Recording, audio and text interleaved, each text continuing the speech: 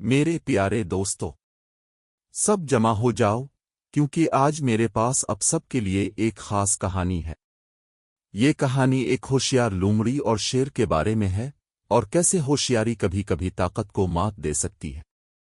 واہ، ہمیں آپ کی کہانیاں بہت پسند ہیں بنجی۔ ایک دفعہ کا ذکر ہے، ایک گھنے جنگل میں ایک ہوشیار لومڑی رہتی تھی جس کا نام فریڈی تھا۔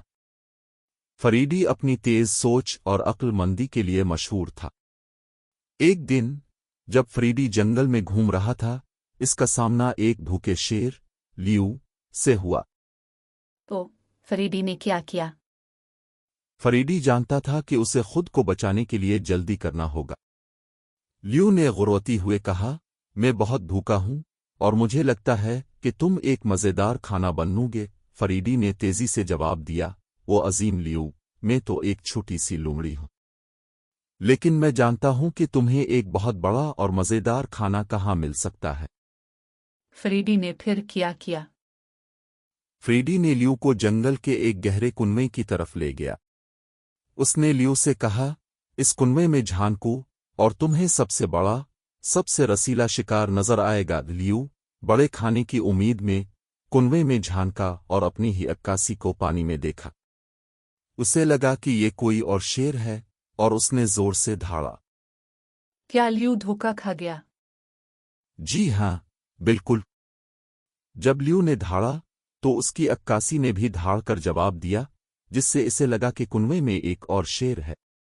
غصے میں اور اپنے حریف کو شکست دینے کے لیے پرعزم، لیو نے کنویں میں چھلانگ لگا دی، لیکن خود کو پانی میں پھنسا ہوا پایا۔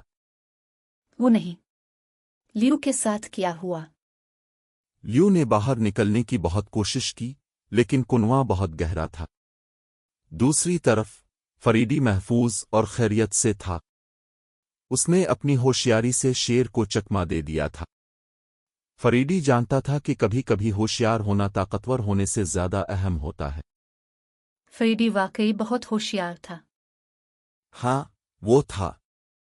فریڈی کی ہوشیاری نے اسے خطرے سے بچایا اور لیو کو بھی ایک قیمتی سبق سکھایا۔ اس دن سے لیو نے چھوٹے جانوروں کی عقل کی عزت کی اور انہیں کمزور سمجھنے سے پہلے 2 بار سوچا۔ کیا ہی شاندار کہانی ہے بنجی۔ شکریہ میرے دوستو۔